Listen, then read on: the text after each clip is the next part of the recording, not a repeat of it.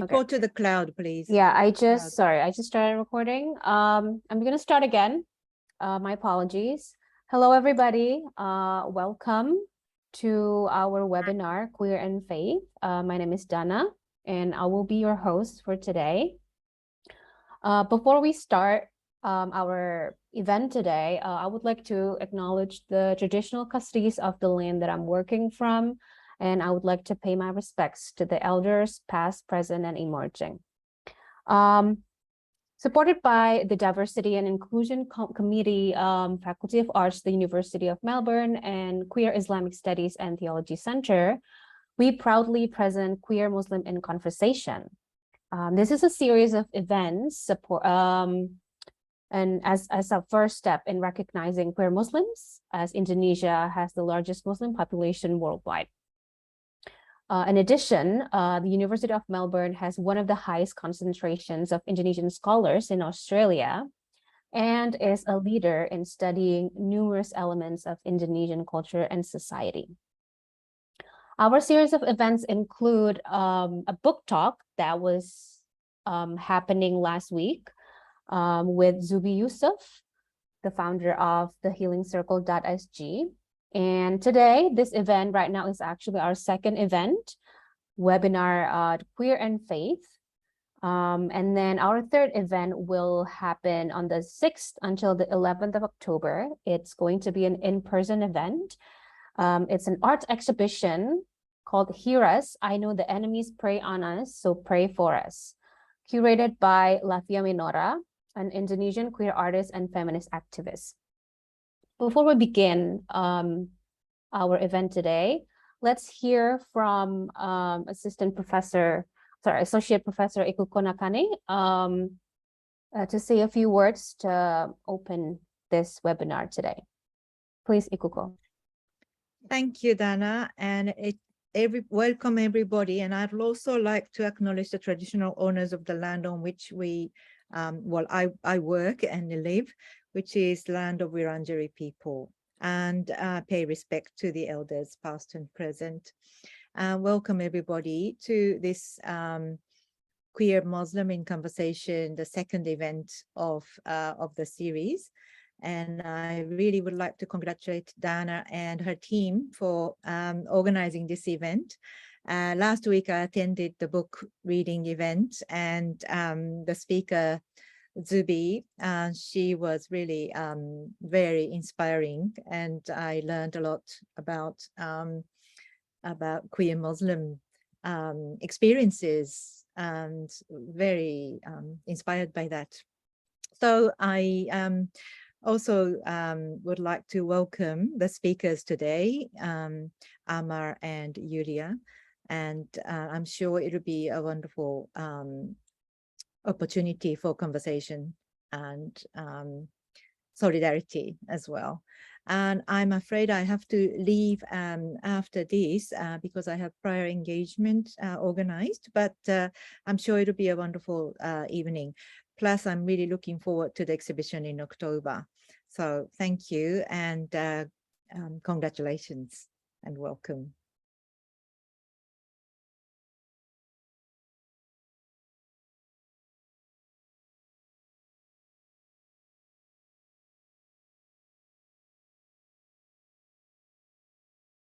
I think you're muted, Dana.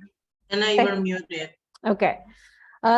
Thank you, Ikuko, for your welcome. For today's event, the Queer and Faith webinar, I'm going to introduce to you our two amazing speakers. So the first one, we have Kak Yulia Dwi Andrianti. Kak Yulia, are you here already? Yes, Dana. Hi. Hi.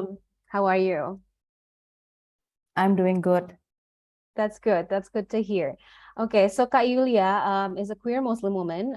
She has been actively involved in activism in Indonesia since 2008, which includes women's rights, lesbian, bisexual, trans rights, and education for diverse youth and faith and sexuality.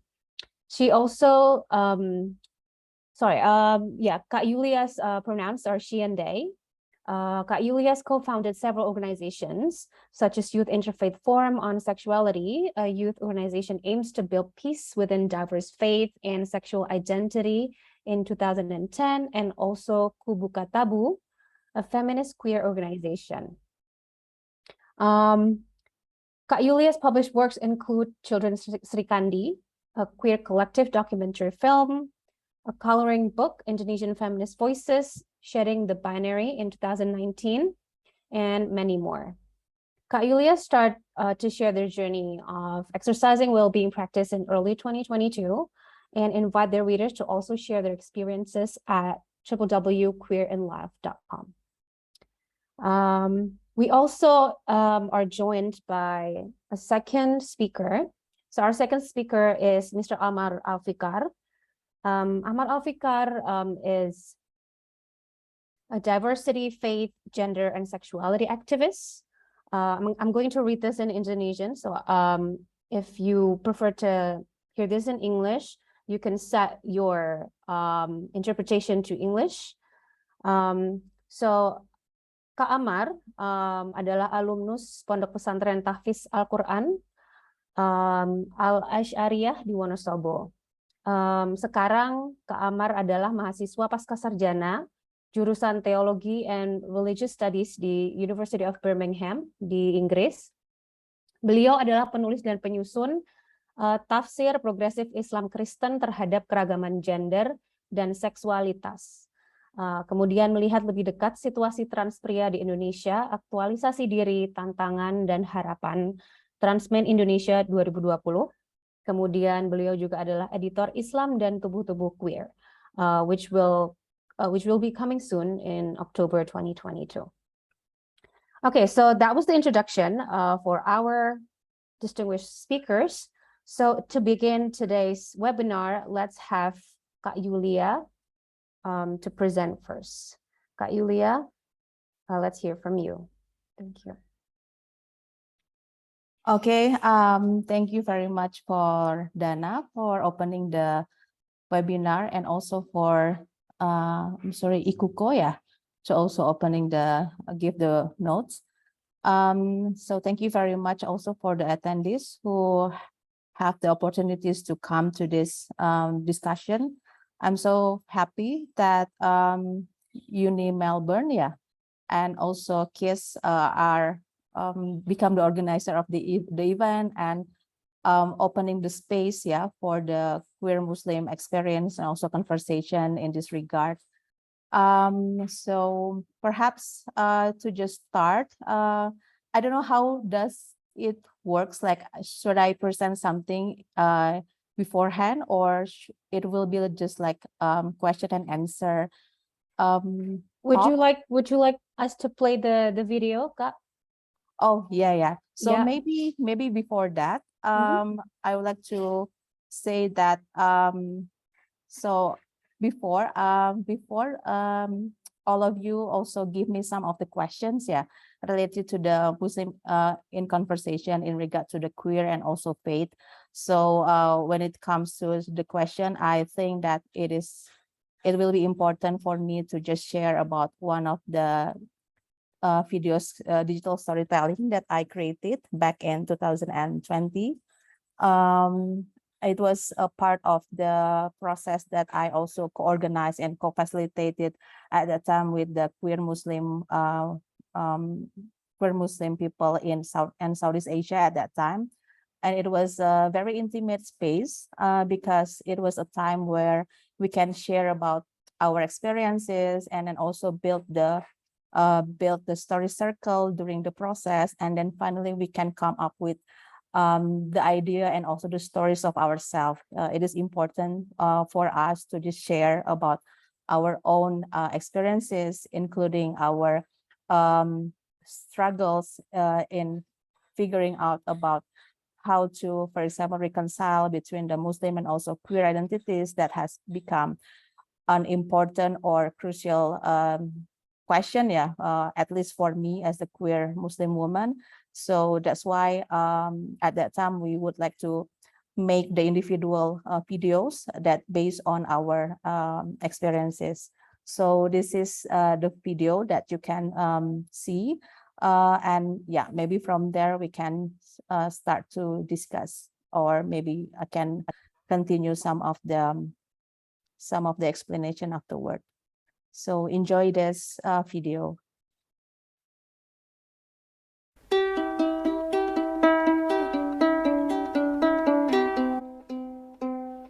Kakak perempuanku mengenalkan film anime ini saat usiaku 16 tahun.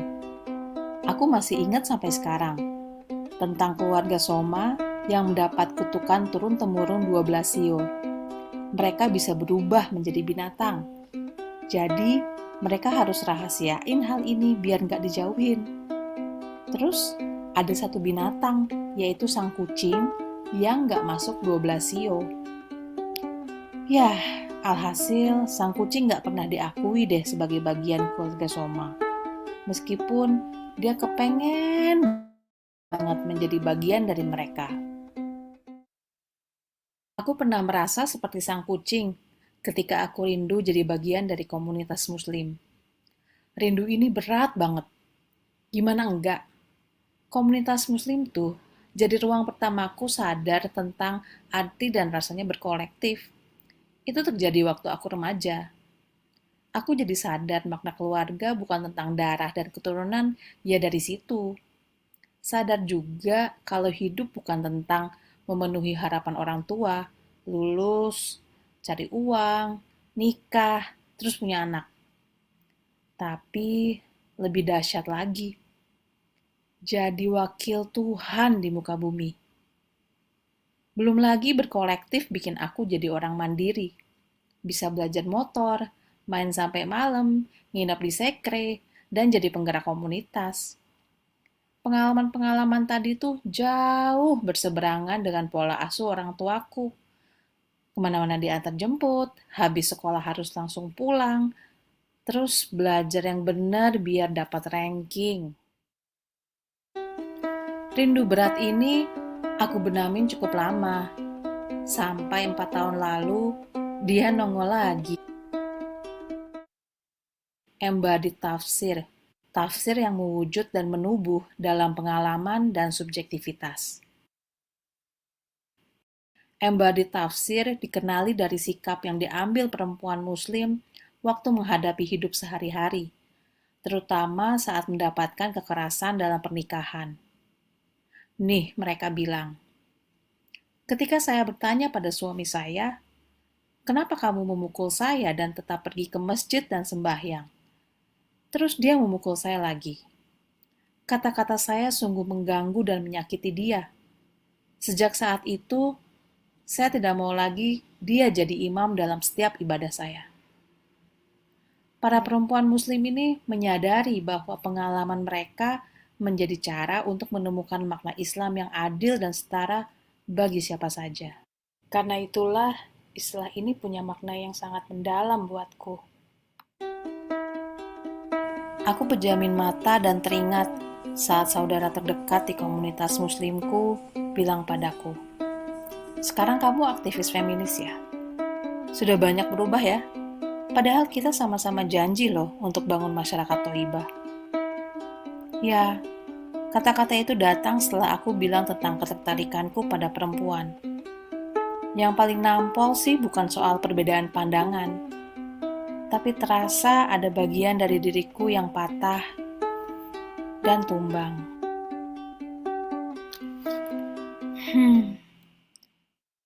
Aku pejamin mataku lagi, pergi menyelam ke dalam diri sendiri. Kali ini aku menemukannya. Rasa rindu berkolektif dengan kawan-kawan muslim ini ternyata sudah bercampur dengan rasa takut. Takut kehilangan lagi. Takut nggak menjadi bagian lagi. Lalu aku menarik napas panjang dan menghembuskannya. Mengambil jeda. Aku mengamati rasa takutku. Dia terlepas dari diriku. Lalu dia duduk di sebelahku. Aku bilang, "Ya sudah, aku mau duduk sama kamu." Rasa takutku masih ada. Kadang aku siap menemani dia. Tapi nggak jarang juga ya, aku kelabakan sendiri waktu aku duduk bersama dia. Yang pasti, sekarang aku udah tahu, aku bukanlah rasa takutku. Aku seorang perempuan queer muslim yang sedang melanjutkan perjalanan ke dalam diri dan juga berkolektif dengan kawan-kawan muslim yang melihatku apa adanya. Selamat datang perjalanan sang kucing yang terus merindu. Kali ini, sang kucing sudah bebas dari kutukan turun-temurunnya.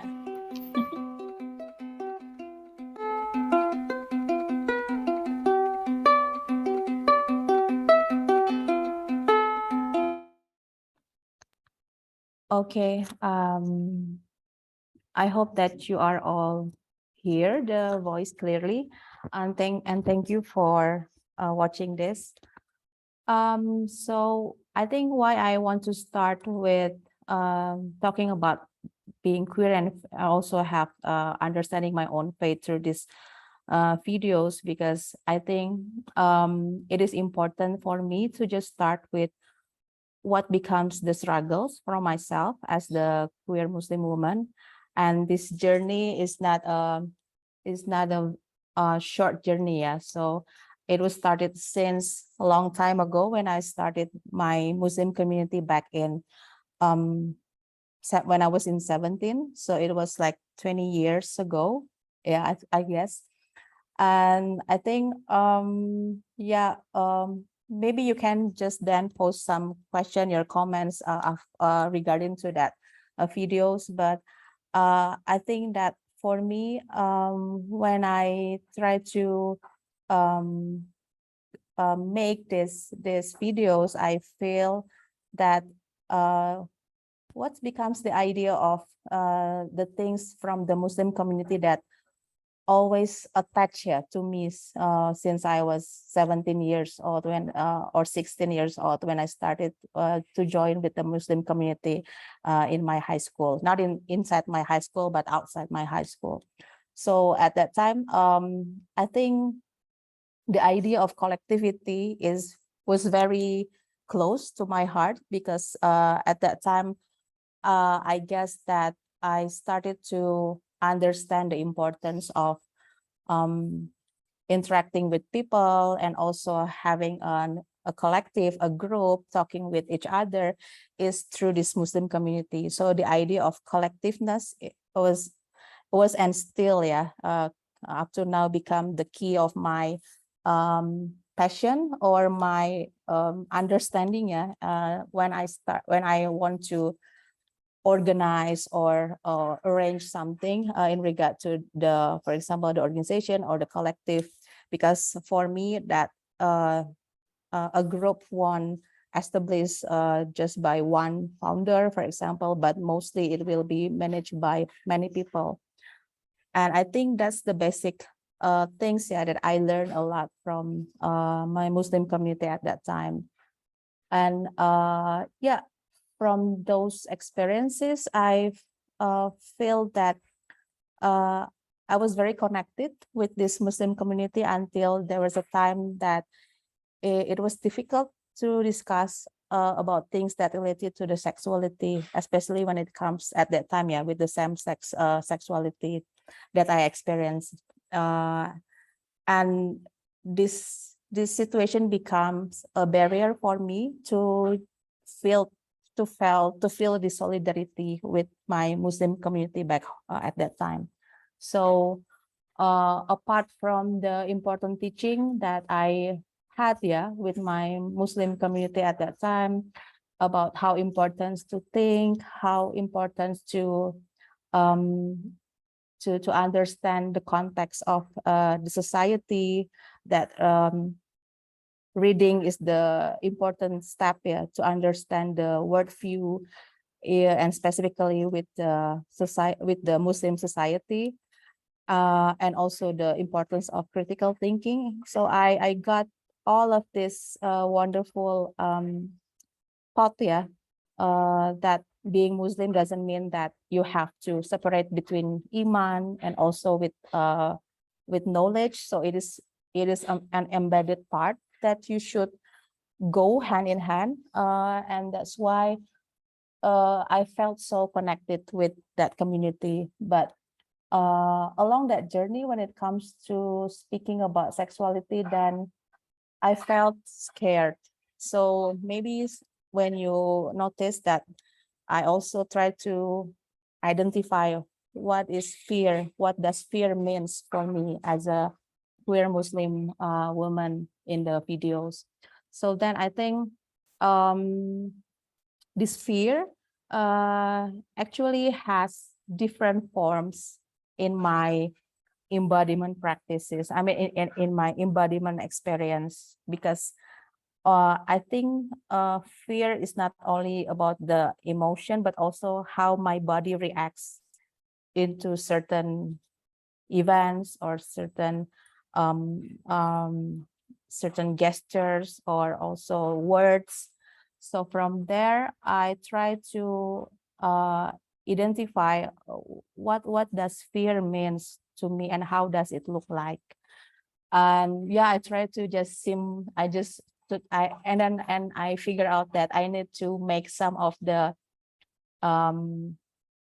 icon that can just say this is my fear, so that I can understand clearly about my fear and also the sense of the importance of myself being part of the collective or community.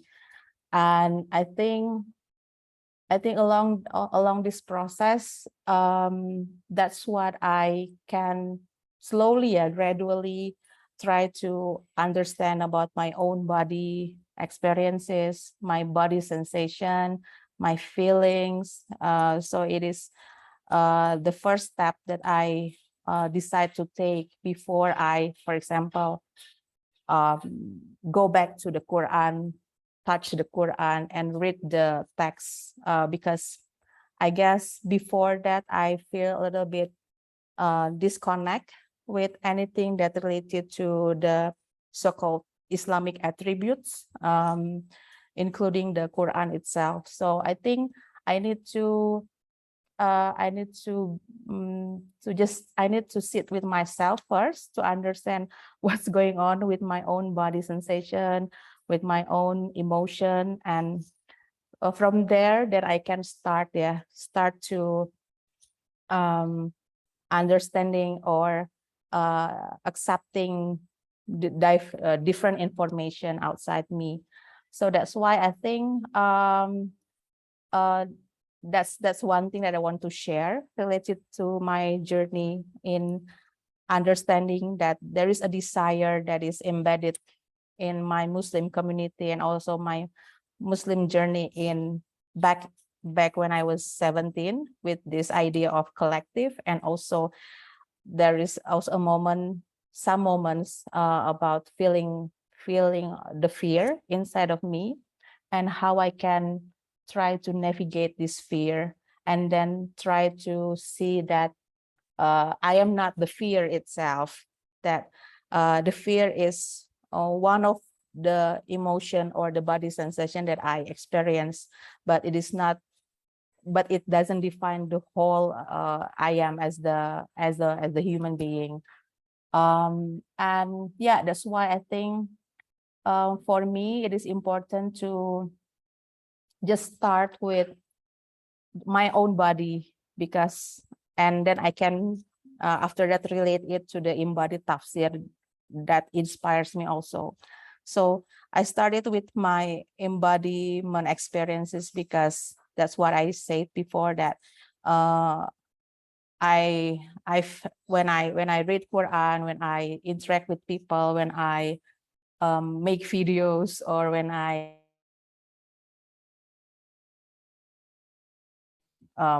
with my queer friends, it is all related to my embodiment experience with my sense, with my eyes, my ear. So all of these things are really material, and I think if I want to be clear with that, then I should be mindful with all of this situation that occurs and or happens internally. And I think from there, yeah, I started to do some of the embodiment practices. I started to do some journaling, some meditation, silent meditation, movement meditation, that helps me to understand about what has become the struggle of myself in navigating my own fear or other emotion that arise in this particular is about to be part of the Muslim communities. And so that's one thing that I try to navigate in my own body, because sometimes the religion or also the authorities see bodies as the profane or things that is not sacred, that should be set aside. It is very peripheral things. It is not related to your spiritual and so on. But I feel that a body is my body is a way for me to even connect to my deeper self, and hopefully to the divine. So that's why I started with my body practices. And the interesting thing was that so back in 2017, when I took one of the course, and when I tried to complete my master study, so I took one course about gender and religion, and I read the embodied tafsir that is introduced by Sa'dia Shaikh. So Sa'dia Shaikh is the scholar from South Africa, and she mentioned a lot about the framework of the tafsir of praxis, which is very inspiring for me, because I've been struggling about like how to connect my body, my emotion, my body sensation with this spiritual or divine things. So when it comes to this tafsir of praxis, I feel so happy actually, because I think Sa'dia Shaikh tried to say that when it comes to the tafsir, then it means that it is not only about the general like how the sort of the certain authorities try to interpret certain texts, but it is also about how, for example, the communal experience try to understand about the text from their embodied experience. So it is so interesting for me to read that concept. And when Shadia tried to link between the spousal violence towards the South African Muslim women, and they try to reinterpret the Surah An-Nisa about the that said about the obedience of women, and how they want to actually redefine that it is totally different things when their husband beat them, and then they are still required to put respect to the husband, because the husband are imams. Then there's another interpretation of the woman at that time, saying that no, I don't want to be I don't want my husband to be my imam anymore. So I think it is very powerful thing for me, realizing that at least I have the same experience. Like, okay, I am women's part of the women's experiences, but I'm not the I'm the queer woman. So maybe there should be another journey that I should take. But I think that this tafsir of praxis gives me some opening to go deeply again to my own body. So just to give assertion that it is just totally okay to just go to your own body experience, and then afterwards you can start to, for example, touch Quran and then try to read the text. And I think that's why I feel that maybe more and more scholars, or maybe communities should try to should try to start from this body experiences before going deeper into your emotional, spiritual, or even to understand what the divine means to each of us. What else I want to share? Yeah, so I think that's one part that I want to share about how I finally can acknowledge my own identity as a Muslim and also queer. And I think it leads me, I mean, like, because in some of my works, mostly I don't directly say that, for example, my collective should be should how to say, should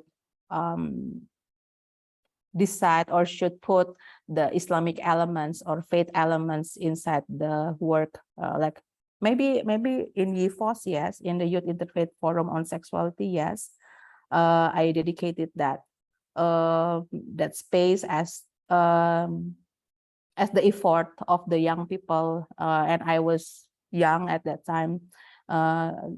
I was 22, and then try to navigate myself in understanding what God means to me, and then how I feel detached from my Muslim tradition, and then after that, how then I should start with different things first, and then go back to this tradition. So it is interesting just to explore that religion is different with faith, and that makes me much more comfortable to explore different understanding in different religion, and with different experience of the youth itself, either cis heterosexual or non-heterosexual. And with the other part of my groups at Kubu Katabu, for example, it is more secular, like I don't specifically address Islam or faith element in that, but I think because I feel that feminist is not contradictory with the faith or Muslim perspective. So I think maybe you can also see the website, and also some of the articles also portrays the experience of the religious scholars trying to for example, for the women's ulama, we portray some of the effort that made by the inspiring religious leader and scholars that also try to deconstruct about this heteronormativity as well. So yeah, I think that's how I navigate my journey, and also my activism. Started with some of the struggling before at YFOS, so meaning that my own struggle, yeah. So I think that's the process that I had when I was in a young age. But then when I grow up, then I can understand clearly on how I should present myself as my own self, not as a collective, not only as part of collective. And it is so it is an enjoyable experience to start again, to, for example, to have the conversation with other other queer folks like Amar and also other folks that also do same thing, yeah, in different same thing, meaning that try to build inclusive space and also with different angles and different pathways. So I feel back home, I guess, up now. So before I was very sad, like finding out what does collective means, the Muslim community means to me. But now I think after the works of the queer Muslim, also from the allies in the past 10 years or maybe 15 years, people who are in touch with the LGBTQ movement then also starts to open space and also solidarity to rethink about the importance of building the conversation between sexuality and faith. And that's why I appreciate this journey until today. So up to now, I feel blessed because now we can see many communities, like many queer Muslim also say about their experiences, and also we are connected with different queer Muslim circles in different countries with the accessibility of the internet and so on. So I think the discussion is still happening until now, and more and more queer Muslim also share their experiences in different ways, in different levels. And that's what I want to celebrate. So I think I end my talk for now. Thank you for listening. Okay, Kak Yuli, thank you so much. Okay, thank you. Thank you so much, Kak Yuli, for sharing your super inspiring journey, navigating your identity and activism, and also basically soul-searching, self-searching. It's a very, very inspiring. Okay, now let's just go straight to our second speaker, Mr. Amar Alfikar. Hi, Kak Amar. How are you? Hi, Dana. I'm good. Thank you. How are That's you? good. I'm good. What time is it over there right now? Well, it's 9:42 Oh, is it too in the early for morning. you, or is it okay? Well, after I submit my thesis, so it's too early, but I Oh, enjoyed. you submitted your No thesis. worries. Yes. Congratulations. Thank you. Thank Maybe you. you can talk more about it with, share more about it with all of us, of course, if you want. Yeah. So it's basically, I can share the like a bit of my thesis after I share my slide, because it's still connected to what I'm doing. Perfect. It's an activity, so no worries. I will do. Perfect. I'm very happy to have you today. Thank you so much for joining us. Okay, let's share your screen then. Thank you, Dana, and thank you for Queer Islamic Studies and University of Melbourne. It's just a fun fact because actually, when I was still in senior high school, I really wanted to go to University of Melbourne, but then I ended up doing my master in the UK. But who knows? Maybe later I can visit Uni Mel like in person. So it is really nice to be here and to speak with all of you. So before I share my experience, which is actually very related to what Yulia has shared, and I would like to share my YouTube first, because there is one video of me doing an adhan, or call to prayer, and the first time I did my adhan was in Nepal, when Yulia was there as well, and that was the first time I had queer Muslim prayer collectively.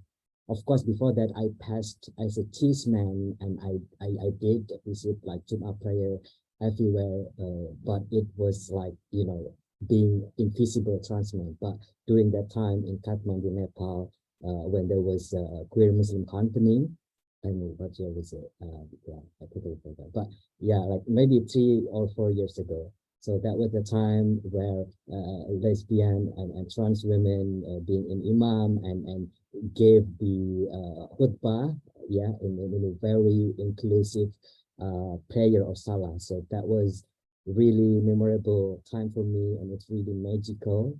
So I recorded myself doing my adhan again, and I uploaded to my channel. And I know, because I know that there will be a lot of, you know, a hateful comments coming, so I turn off all the comment for all the posts that I did. But I just want to bring the alternative narrative, or how it is like to be queer Muslim, and how the narrative that we can do, or we can, you know, offer in response to challenging the heteronormative Muslim interpretation out there, which is really, you know, everywhere, literally everywhere. So I will play this before I share my screens. But I need to make sure that it can play the audio. Sorry, just a sec. Can you hear it? Can you hear it clearly? No. No. I need to make sure the setting. Yeah, that should be. Oh yeah, that's it. So something. It will work now. Okay, can you hear it? Yeah, Yes, we okay, can. I'm Great. gonna start from the beginning. No worries, I make it faster, so it will take long. It wouldn't take long. أكبر الله أكبر الله أكبر الله أكبر أشهد أن لا إله إلا الله أشهد أن لا إله إلا الله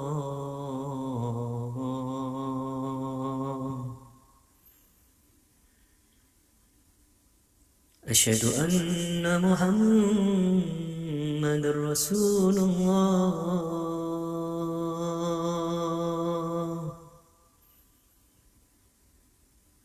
أشهد أن محمد رسول الله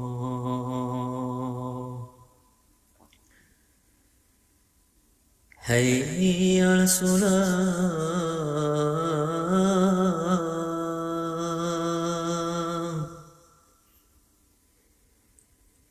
حي على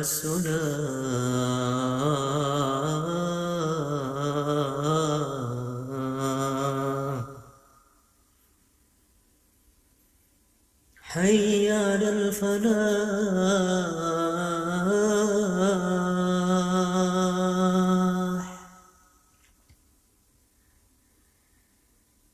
حي على الفلاح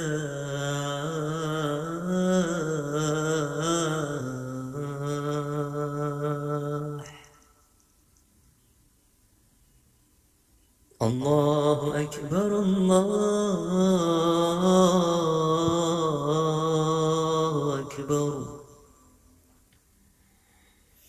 لا إله إلا الله.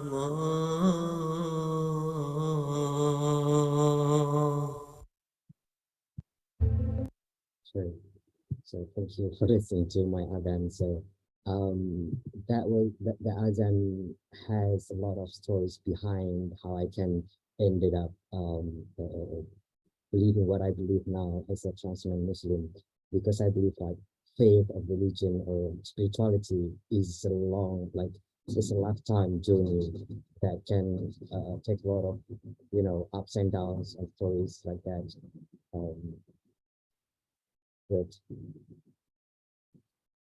sorry, I need to get back 1 minute. Yeah, there's something with my computer.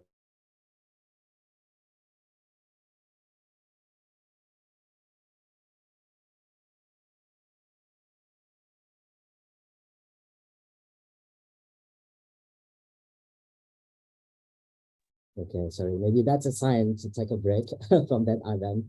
So anyway, yeah, I'm gonna say I was saying that I believe that like faith is really a lifetime journey for everyone. So and so behind that Adam, there is a lot of story as well.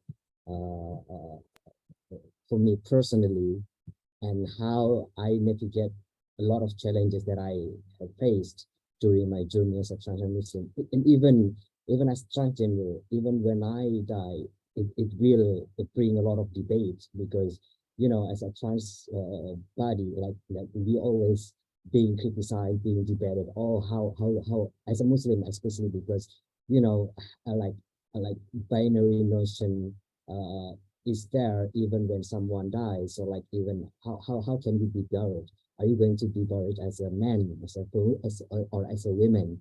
So it is always like long life, like lifetime question that and struggle that we as a trans person will always have to face. So so this is kind of thing that I want to highlight because it is not easy, but there is always you know, strength that I believe as a trans man, as a queer, and as a Muslim personally.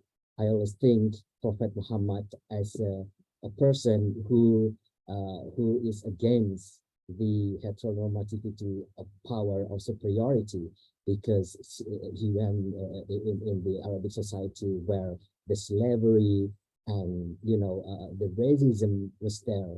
So to me as a Muslim, I always think of my faith or my religion through the eyes of queerness, you know, to challenge the superior power in the society, and as a queer person also means the heteronormative power and superiority that is pertaining everywhere.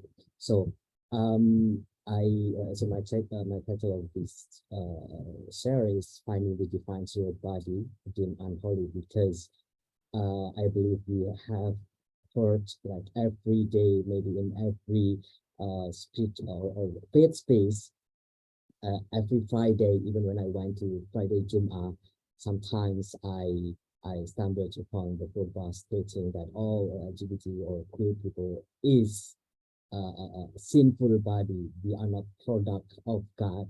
We are not product of Allah, because we what is it? We are against takdirs. Yeah, we are against our destiny. So a lot of stigma that our body there is really painful, but somehow I still, even until now, I'm still finding, or I'm still looking, or you know, on my own journey to navigate the challenge and to believe that there is a divinity within queer bodies and women bodies, because they are too the victim of misogynistic interpretation within religious interpretation and everything. So to begin with, I was born in a very devoted Muslim family. I would be very careful to label something as conservative, because I believe that our or people understanding of their own faith cannot be distinguished only by two labels, liberal or conservative, or progressive or conservative. But it is really complicated. We cannot say things like, oh, there's only two what is it, two faces, two paths as a faith person, because I think that is the assumption that people, I think it's a misconception as well. As same as when people label queer people as sinful, sometimes we are trapped, we fall into the same misconception by saying that, oh, if you are against something, then you must be conservative. Things like that. So it's just you know, it's just talking about the terminology. So I pivot to traditional because the practice of Muslim the Islamic practices in mostly in Indonesia actually is based on the, how to say this, the combination of religion and tradition or culture or local culture. You will see that in Indonesian Muslim society, the practice of Islam is totally different with what you will see in the Middle East, for example, because they too have their own culture. So we too have our own culture, and somehow we make sense of religion by practicing it through the cultural practices. So yeah, so I grew up in this family, in this neighborhood, and my family runs pesantren or Islamic boarding school for since 1970s. So so every road in my hometown, there is a lot of pesantren, small pesantren, not huge pesantren, but small Islamic boarding school. And I would say that I enjoy growing up in a neighborhood with a collective culture, because I feel sense of belonging when this collective practice where people's understanding and practice of their religion is very rich with the culture actually. Like we do a lot of festival, we do a lot of you know, like even parade, carnival and everything every you know, every big days, every holiday, every Islamic holidays. And I must say that I'm also privileged because my family's understanding of men and women in Islam is not that rigid in terms of like even my mother, she left the she worked while my father did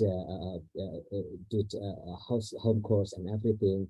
My mother led a lot of things within family, so there is a lot of, you know, equal practice that I've seen within my own family, so that even without feminist words that they use, that is what I want to have, because like my family, like I'm not familiar with queer, I'm not familiar with gender, with feminism, but the practice is equal in the sense that everyone is given equal opportunity to lead the prayer, to practice and to access social like public and everything. So I'm privileged to have that kind of, you know, nuance that I can see it is okay to be someone, and you will still be given opportunity to be part of the ummah or community.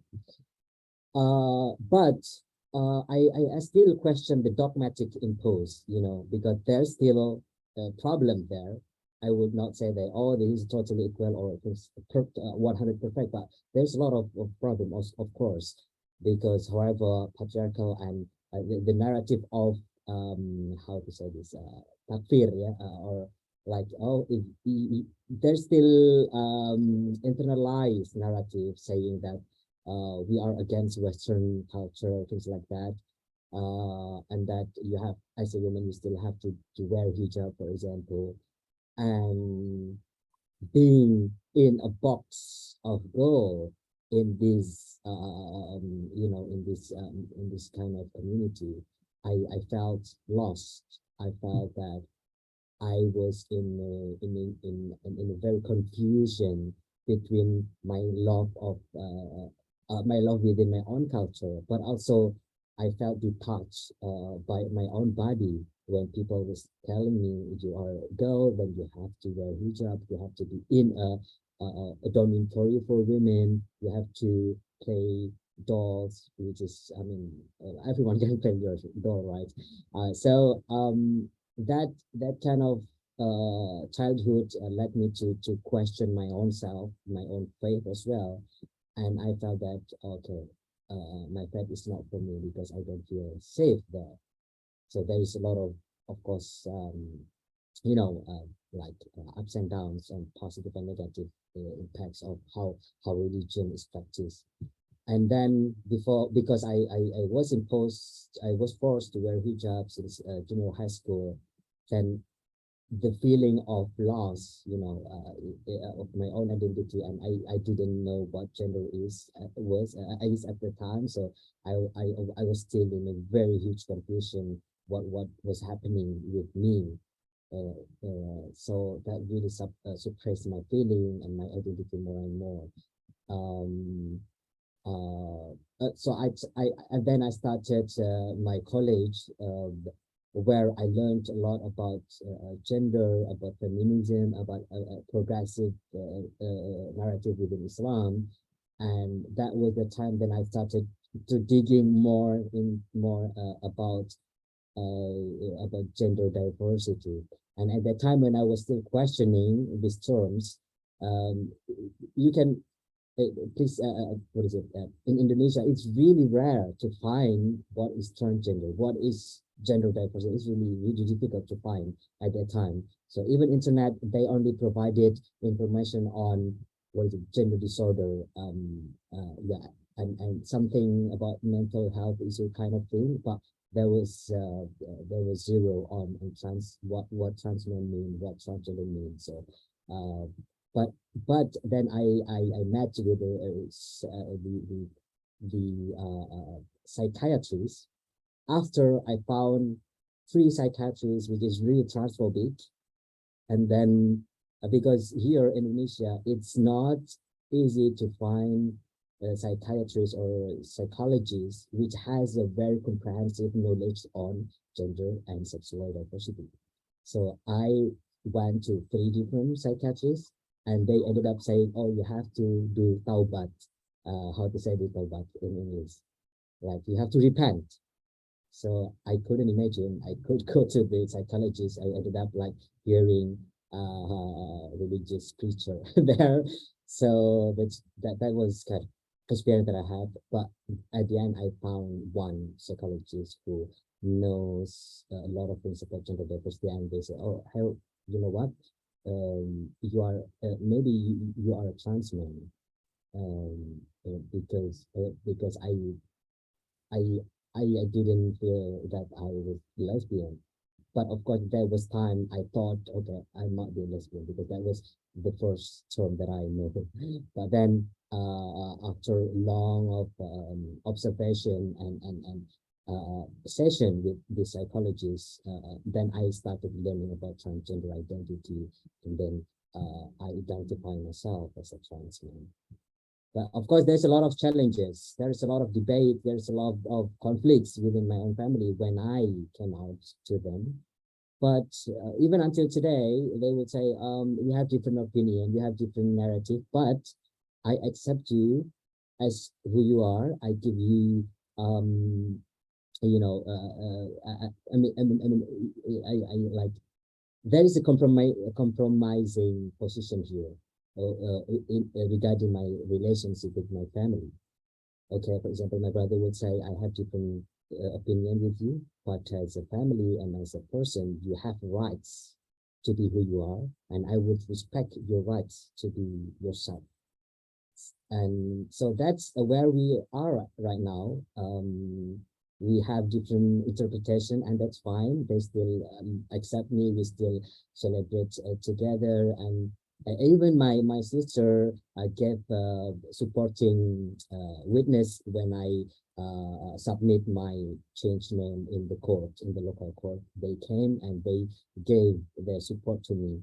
So it's kind of, complicated, but that's family. We fight each other, but yeah. So it kind of give me privilege to do and to pursue my education and everything. But it's all just a privilege, because a lot of my peer friends in Indonesia, they would be kicked out from their family. They would be forced to conversion therapies. There is a lot of harmful practices, and it was done by queer family. I mean, the family of queer person. and it was really it was really harmful. And that was the moment that I realized that as a person, yes, I'm accepted by my family.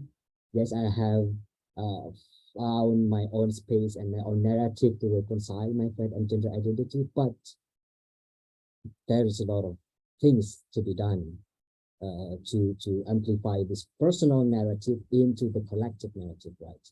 So that's why I started joining with a lot of activism in Indonesia, and just learn from the activists, especially from Yulia as well. I learned a lot from her as well, how to be an activist and how to, you know, to not internalize or to not project, because a lot of time, for example, there is a queer person being accepted by the family, but they don't have the solidarity towards queer people who are discriminated against. There's a lot of cases where, oh, you are discriminated because you are being vocal, you are so noisy as a queer person. No, that's not what I want to do as a person. I want to, you know, to understand more, to learn more from queer activists in Indonesia, and also from the global world as well, how we can navigate our personal story into collective narrative. So that's where I joined and engaged with a lot of programs, and this is the I think this is the headline or the topic that I always engage with, like queering faiths in Indonesia. There's a lot of advocacy. There's a lot of political advocacy that the activists have done, and this is just one category or one, you know, like sub-activism, subtopic that I mainly focus on. Quitting faiths in Indonesia, because however, faiths still control everything here, and this is the books that not by me but by activists in Indonesia, but I was pretty much engaged in the organization, organizing and everything. So I must say that I am really grateful to see the growing dialogue in Indonesia, because I've seen, for example, preacher who was once really, really transphobic, but then when we met, when we talk about the books, we talk about narrative, and we offer the alternative interpretations of gender and sexual diversity, and they want to listen, they want to learn more. And yeah, even the ustad who wrote this book, one of the book, he was once very, very homophobic, and then he ended up learning about hadith in a very, very very affirming, very progressive. So, you know, there's always a chance that people can change. So it takes time, of course. Maybe it takes hundreds of years, but it is what we need to do, however difficult it is. So yeah, I think that's all. I hope it's not too long, and I hope that we can have more discussion and conversation after my sharing. Thank you, Dana. Back to you. Thank you so much, Amar. No, it wasn't too long at all, actually. We would really have loved to hear more from you. Okay, so yeah, what we just heard now was Amar sharing his experience, and indeed I sort of shed a tear a little bit, to be honest, because yeah, it's really beautiful how you know, how his family can just accept his coming out and accept his truly identity. We already have 2 questions here. I think both for Yulia. The first one is from Azad. Wonderful sharing, Yulia. I'd love to ask if you may share strategies for folks who want to come out to their strict and conservative family, especially. So I think maybe for this question, both Kak Yulia and Amar can answer it, if that's okay with you. Yes, sure, Dana. Yeah. Thank you, Azad, for your question. I think the first things that I want to say to you, I guess, first, don't be too hard to yourself. Because, well, I read one of verses in Quran saying that, well, Allah does not require like any soul more than what they can afford. So like, just be compassionate to yourself. So when it comes to, should I come out to someone, to my family, or whoever you decide to, maybe you need to first just look back to yourself first, because that's the main important thing, at least from my experience. Yeah. So what are, just try to identify like what are the risks that you may face, what are the resources that you have currently. For example, like if you want to come out to someone, try to figure out, you say about your family, do you want to come out to your entire family, or you, from all of the family, you can try to identify who are the most person that you used to feel comfortable when you share about your stories, when you share about your daily activities. So I think you can start from there. So just try to identify who are your support system, even within your family, and try to understand, okay, so for example, for this person, I feel quite open with them with this part, but not open with that part. So you also put your own boundaries. I think it is important to set your own boundaries, and then see what you have and what you don't have. And then if you want to, for example, okay, I feel a little bit worried, I feel a little bit scared, and so on. Maybe you also need to identify what kind of the resources that you might want to look at, maybe from your friends. So figure out if from the family they cannot be your support system. You should have your own support system first, so that if you feel uncomfortable when saying something to your family that you decide to come out to, then you can talk to other friends. So, or you can access mental health support if you are aware of that, or if not, you can just share to other friends. So I think first you need to understand your risk, and also to understand your support. And if there is lacking of support, maybe you need to figure out what kind of support that you might need physically, mentally, because well, you, as a queer person, you don't have to come out to people actually. So it is not mandatory things. So I guess yeah, you should take care of yourself first, and then after that you then can decide who is the best person that you can slowly start speaking about yourself. And you don't have to talk about your whole identity. You can just share a bit of your experiences and not the other experiences. So you can choose what are the experiences that you're ready to share from all of these experiences that you had there since young until now. So yes, and maybe also to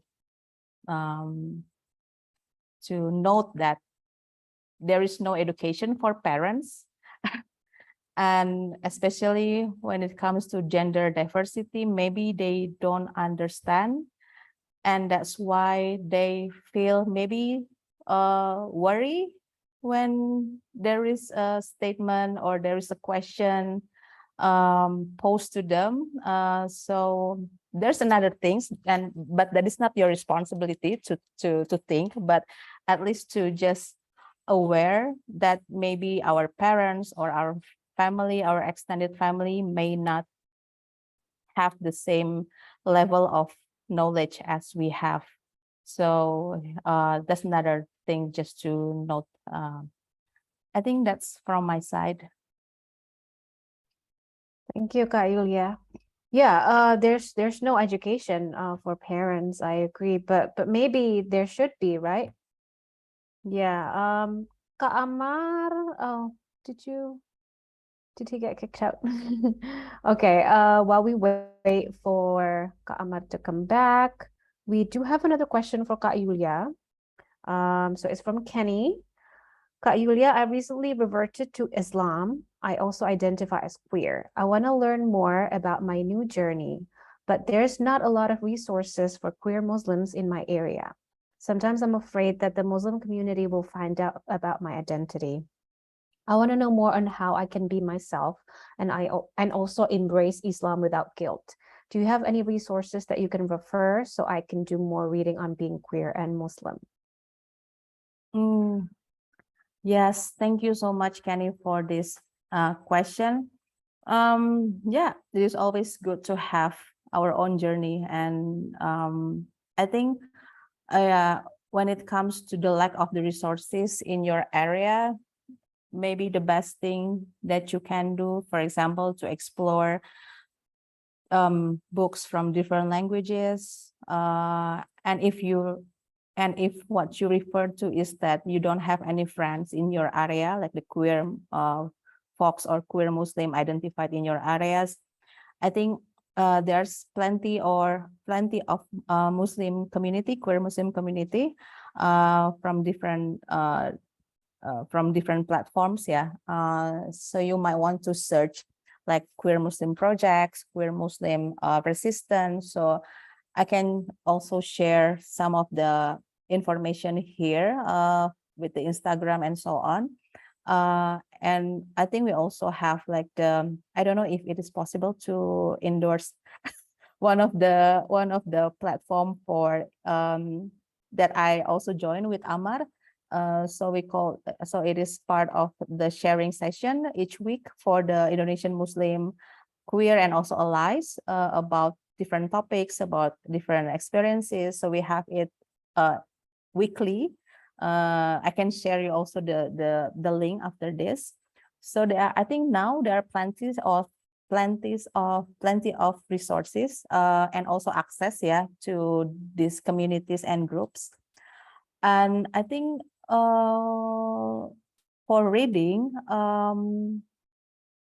well, I started the reading with Amida Wadud's reading with gender and Islam. So because my background used to start with the idea of it is important to just discussing about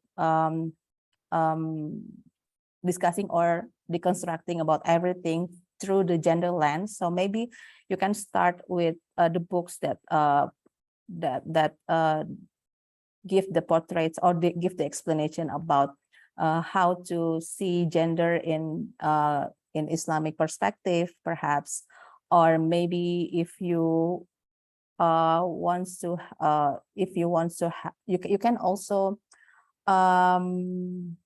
well, I don't know what kind of readings, yeah, that you are expecting, but from my side, like I used to read Amina Wadud books, and also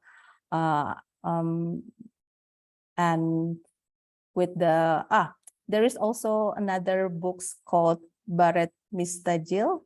So it portrays about the queer experiences from the Middle East context.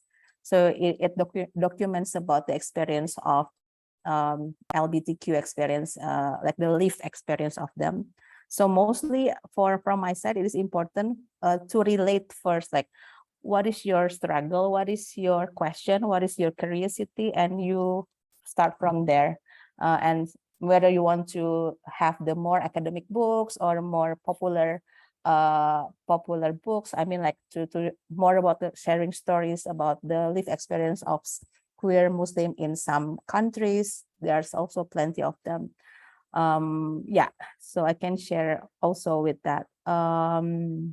Yeah, but I think when you say about you want to be yourself and embrace Islam without guilt, at least you have identified that there is things related to your emotional aspect, like you feel guilty. So I think it is worth to work on that, to understand your own emotion as well during your journey in exploring different resources and try to practice certain activities or certain faith or Islamic tradition, because you need to be aware also with your own feeling. That's what I want to highlight as well in a part of finding some resources.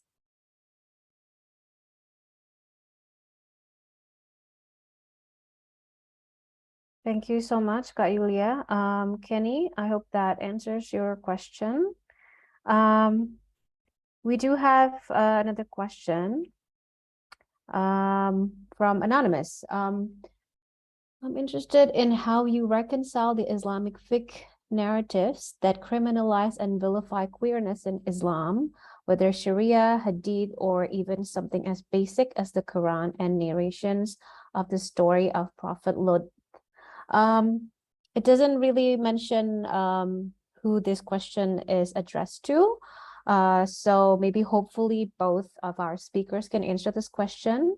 Actually, this is also a really interesting question, in my opinion, because a few months ago, I conducted research project. It was a reading on Twitter, actually, because if you were aware about this situation, I think a few months ago there was a commotion on Twitter where a podcaster invited a couple of gay guests on his podcast show, and then it sort of incited a whole backlash from Indonesian audience.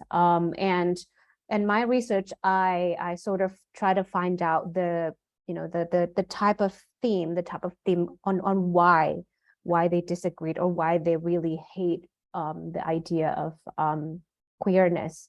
And actually, based on the reading, there's a lot of people that use religious excuses to justify their hate on queers, which is really related to this question, because a lot of them mention the story of Prophet Lot, and the story of and then the Hadith, and also other verses in the Quran where it's when they think that it's forbidding it's forbidding LGBTQ or being queer. So maybe this time Kak Amar would like to can answer this question first. Okay, yeah, thank you. I think this is really brilliant question. And I myself questioned that question. I mean, when I was still internalizing my queer phobia, I mean, every queer person has been there, right? We internalize hatred to ourselves because what we hear, what we listen is always all this kind of narrative that, well, God does not create something diverse in terms of gender and sexuality. And it's always particularly mentioned or referred to the story of Prophet of Lut or Nabi Lut, alayhi salam. And well, there's one book, maybe there's actually several books that have offered the alternative interpretation, or they try to challenge the narrative that's saying that Prophet of Lut condemned homosexuality, which is in fact in the story itself. The Kaum Nabi Lut, or the people of Lot, they committed crimes against how to say pendatang, yes, foreigner come to their own village.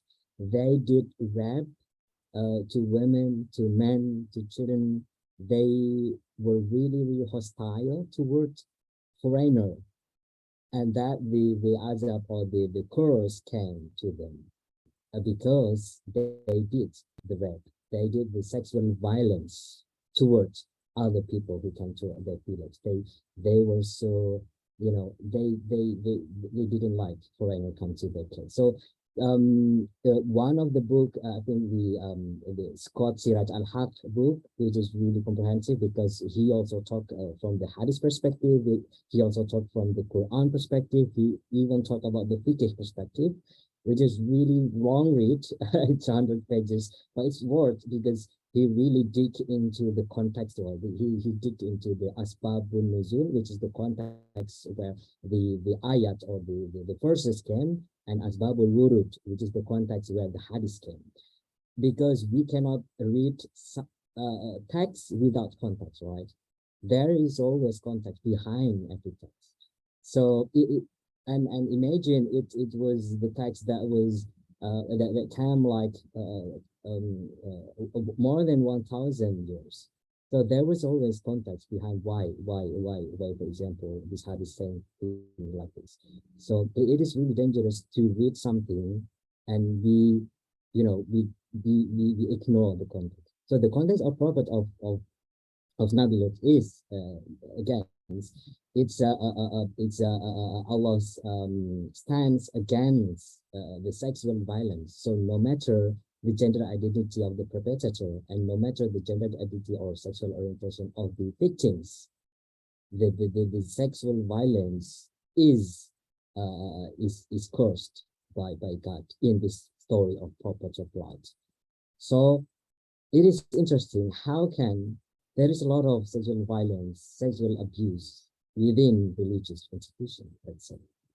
But why they always focus on the identity, they forget about what is actually harmful. It is the identity, or it is the violence, or the sexual violence, which is violates human rights, which abuse someone's body. Because when you do abuse someone's body, either yourself or other selves, and you force someone to do sexual without their consent, then you do dulam or dalim. Dalim is you do destruction to others' bodies, to God's creation. It is actually simple logic behind the story of People of Lot, which was misled by hundreds of years of narrative.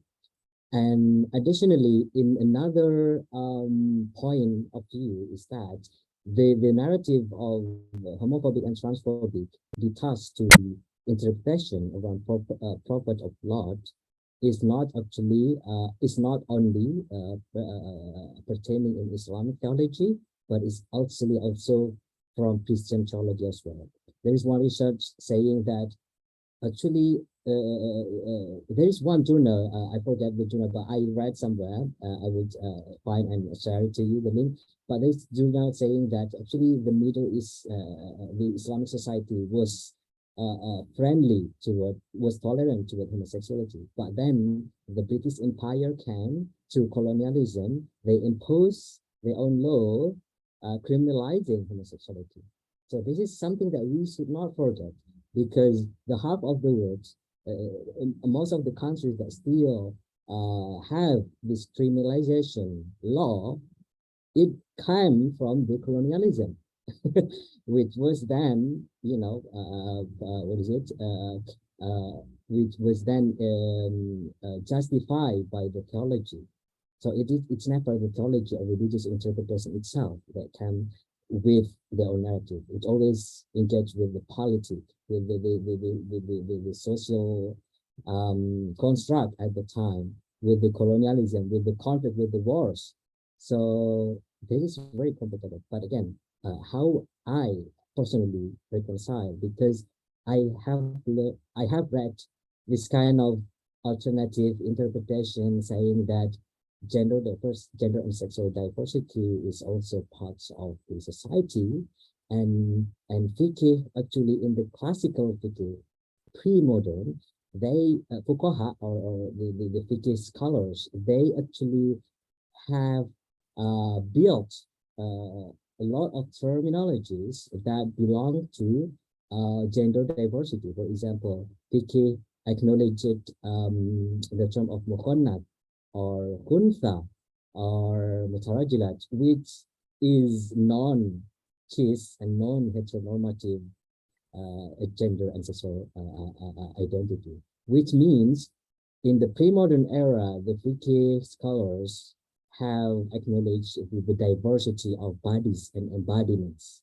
of human biologies. So that got me thinking about, again, that the interpretation is not monolithic, and it is fine to find and to believe to another interpretation, as long as I think the foundation is what we focus here. For example, I always focus on what is it, whether the interpretation brings justice or it will only justify violence against identities. So that's the main point that I hold very firmly, because if the interpretation provokes someone to hate identities, to criminalize, or to how to say this, to oppress one's identity, then it's not defined. It's coming from the human political idea that want to oppress human beings. So I hope that doesn't answer, so that we can learn a lot from our readings elsewhere. Thank you. Thank you, Amar. Kak Yulia, would you like to add to that, or? Oh, Kak Yulia is currently available. Okay. Oh, okay, yeah. Kak Yulia is currently available. Okay, unavailable. Now we can move on to the next question. We have, this is still kind of related to the previous question, Amar. So it's from anonymous attendee. Hi, I'm a Christian, so I know nothing about Muslim illustration on Muslim pic on queerness. Could you give me a brief explanation on what did Prophet Lot do? Because in Christian, the story is quite different.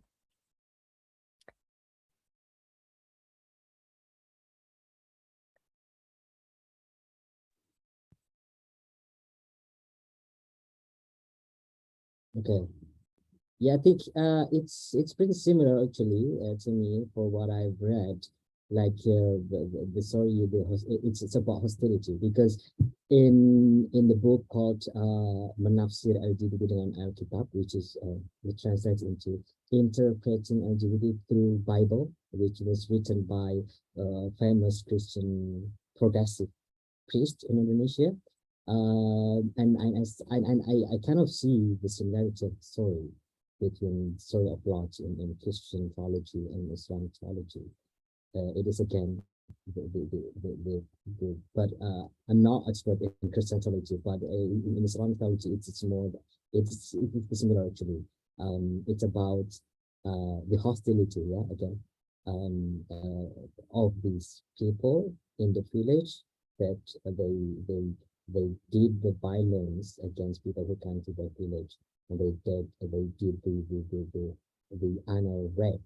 Again, the focus in the raping, not in the it's not about the sexual orientation. Actually, it's more about the sexual violence. But I hope someone here, if you know more about the Christian theology, please share your thoughts as well.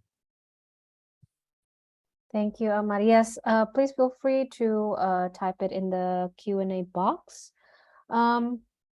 So Kak Yuli actually just notified me that they need to plug in their laptop. So for now, I think the spotlight is going to be on you, Amar, for a little bit.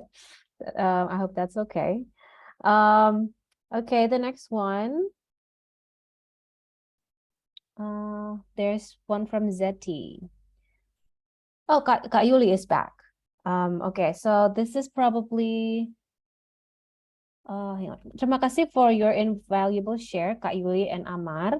I've benefited much from Indonesian comrades in this pursuit of integrating identities, Zahir and Batin. In Australia, there are heaps of safe spaces for queers, but rarely can I integrate queerness and spirituality. There is Masjid Al Arabia, an American online masjid offering inclusive Jum'at prayers online and various supports events. Yet there's something unique in how Islam is practiced in Nusantara, and I'm so hungry for it. This year, there was a gender inclusive online series of Ceramah Ramadan held by amazing ulama wanita and gender diverse activists, including Saudara Amar. Can you suggest any groups or organizations that offer gender inclusive online programs based in Indonesia? Many thanks. Salam. So maybe Kak Yuli can answer this question first.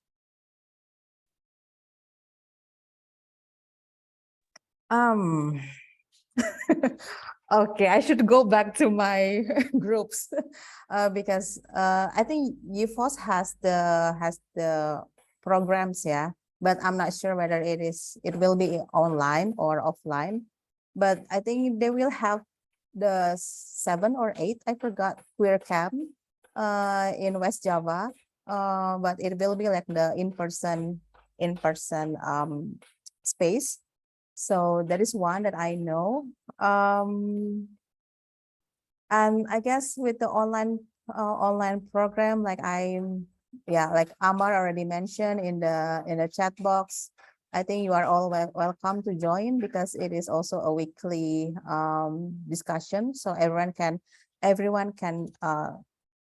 on and off, come so that they don't have like certain commitment, right? To just to join like the consistent activities.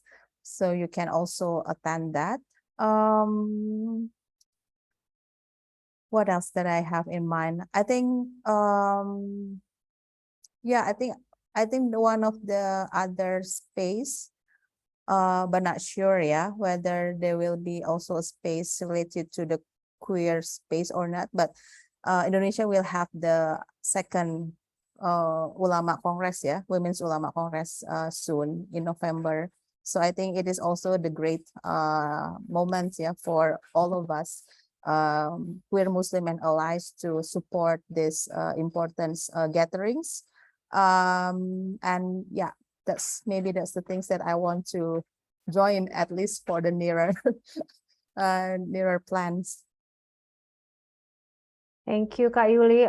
Amar, do you have anything to add?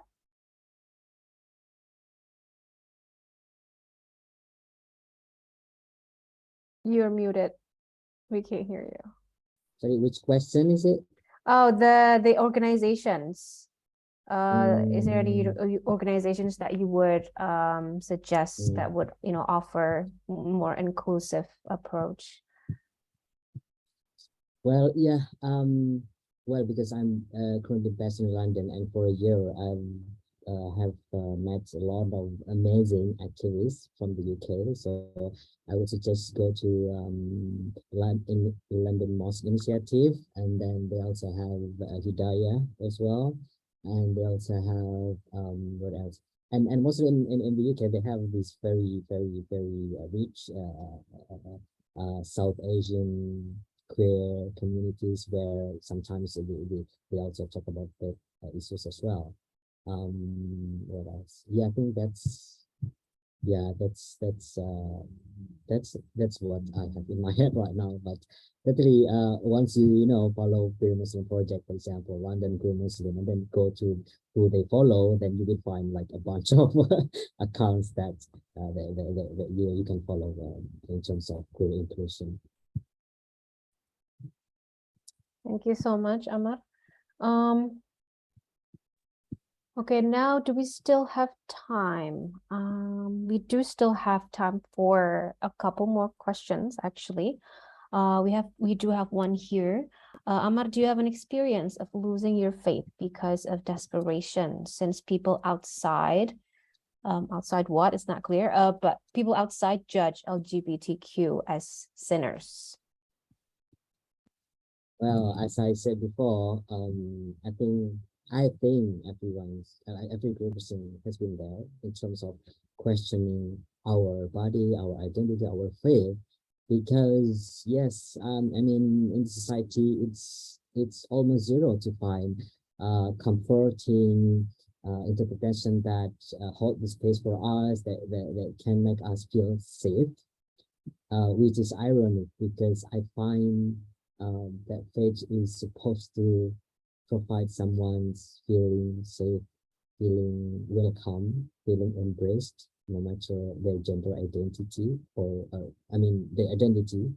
But in terms of gender identity and sexual orientation, of course, it's almost zero to find one. So of course there was time where I lost my faith. And to be honest, it was my mother who accepted me and helped me restore my faith, because without her, I think I would still, and question and still struggle with it. But one person's love and acceptance, it could change, it could save lives of so many people, because it gives hope that we can live in a safe environment, even if there's only one person who understands us, who accepts us, who loves us. So that is what I wanted to say, but I forgot to mention as well before. Actually, we can find support system even though it's not our blood family. Like we can choose our own family, whoever it is, whoever they are, as long as there is a mutual relationship, and that we can offer comfort, over feeling of belonging and feeling of safety. For it is difficult to find one when you are a part of the minority or vulnerable community, right? So yes, there was a moment I lost my faith in Islam, in every religion actually. But then my mother and actually the Christian priest, Pendeta Stephen, he is very famous in Indonesia, who opened his Christian institution to build queer theology in a very progressive way. So it was actually this mother and this Christian priest who helped me find, in the struggle to find that it's okay to be queer and to be in a faith, and there is nothing, and sometimes there is nothing to reconcile. You just be who you are, you just believe what you believe, as long as it doesn't harm others. So yeah. Thank you so much, Amar. We have last question. We have Cynthia Willanda. Oh, this is my friend actually. Hi, Cynthia. Thanks for joining us. First of all, thanks for Yulia and Amar for sharing your inspiring stories. From my understanding, correct me if I'm wrong, one of the main challenges that trans Muslims face is the freedom to pray at mosques or public places, and in what manner they should pray. In some countries like Indonesia, men and women wear different clothing to pray. And for Amar, have you ever experienced discriminations and problems to pray, and how did you manage that? Please, Amar, over to you. Right, that is the challenge. Yes, definitely it is the huge one in terms of how we pray and everything. And yes, people always ask me this question, like, how do you wear? How would you suggest someone to wear something for the prayer? And I always answer the same question all over again: wear whatever that makes you comfortable.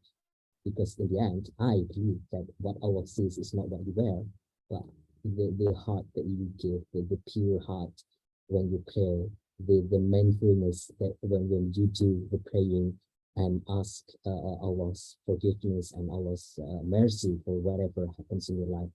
And I think that is very beautiful kind of way in terms of how we pray as a trans and as a queer Muslim, when we do not,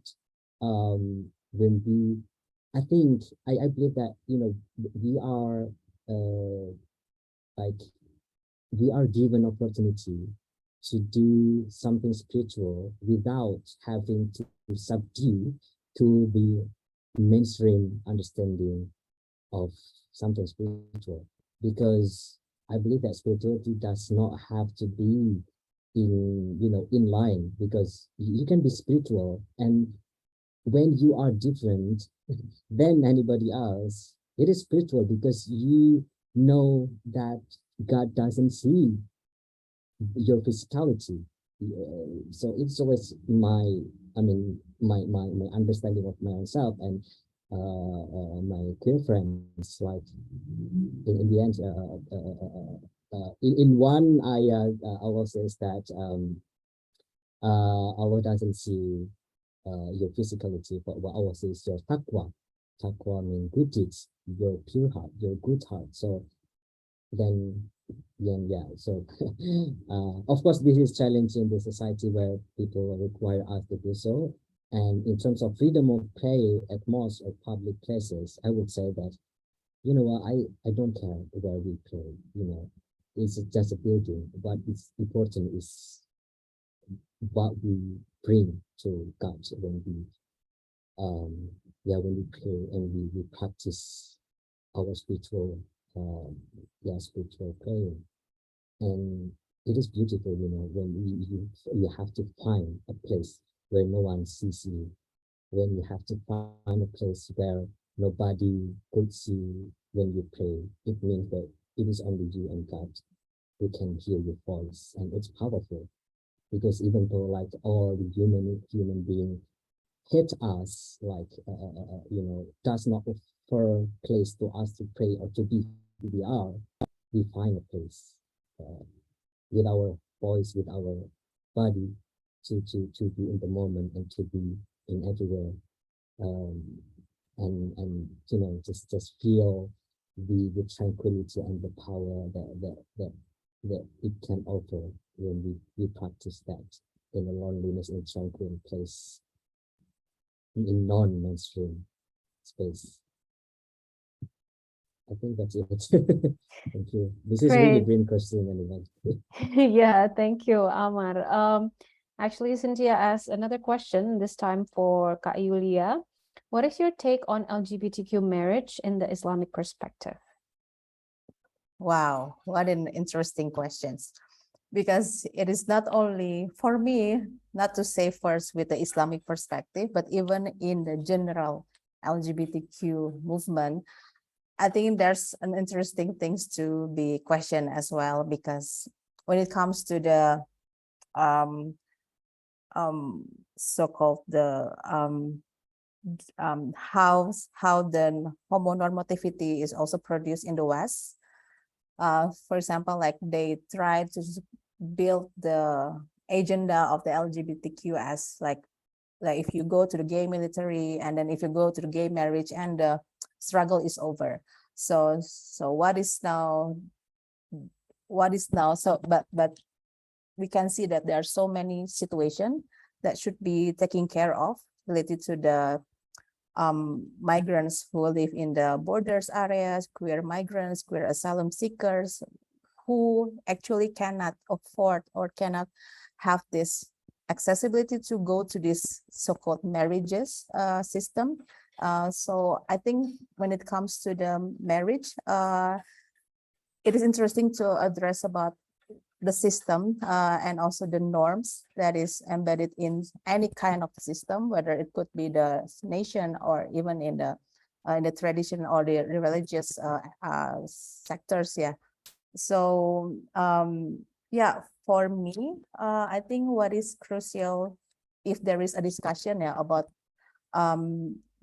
about these things in the Islamic perspective, is that how to imagine the various forms of families. I think it will be a great start to discuss, because I don't know, I'm interested to look deeper about, for example, there is a concept of nafsin wahidah, or like how to see that we are part of the big solidarity, and then when it comes to the more small units of the, we call it as families, like how does Islam interpret about the ideas of families, and whether it should be like the formalized one, or how do you deal with that?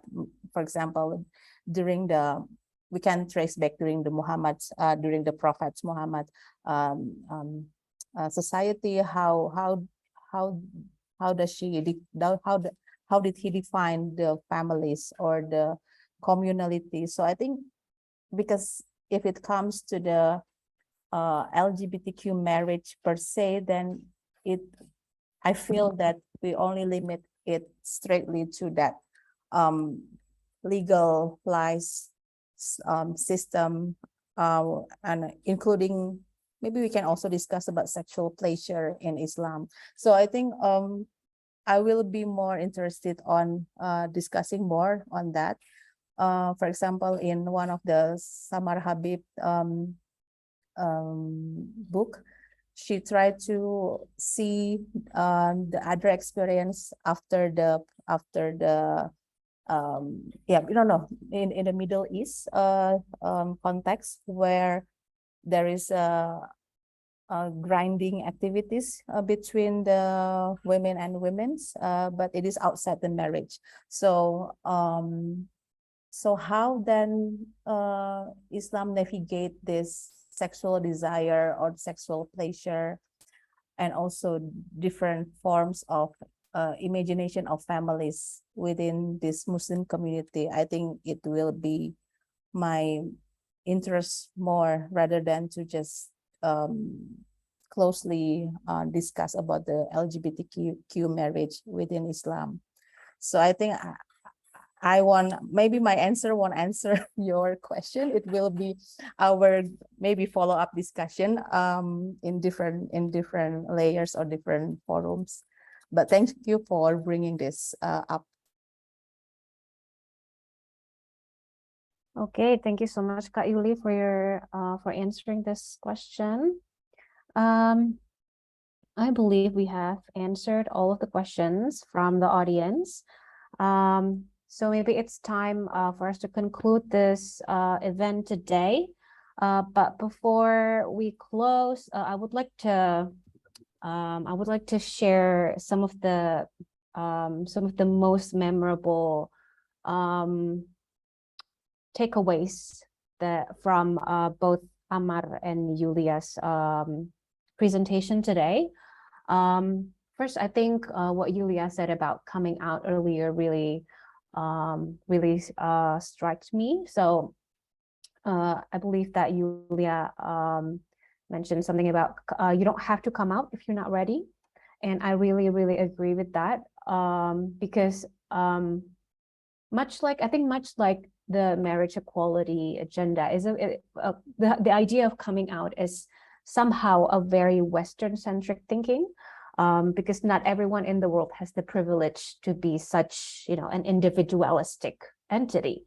A lot of us actually live within very communal societies, right? And it's much more complicated because it involves a lot of parts, like families and maybe neighbors and other communities as well. So maybe if you think that it's not safe for you to come out, you know, you don't have to. It's more important to actually come in instead, because you matter the most. As long as you accept you, you know, maybe that's enough. And from Amar, I think a takeaway that's really interesting for me is when you say that context matter when reading religious texts, right? Because a lot of us sometimes we just read it blindly without really thinking about, oh, when this happened, what was actually happening in the, you know, in that area back then. And also when you said that sometimes it's not the religion, but it's the political agenda that perpetuates oppression, of marginalization. You know, it's the idea of taking more and more from people who are vulnerable. So yeah, again, I would like to thank our speakers, Kak Yulia and also Amar. Thank you for sparing your time to discuss this super interesting topic with us, and to share both of your journeys, your stories, which are really interesting, really inspiring, but also at the same time really personal and heartfelt.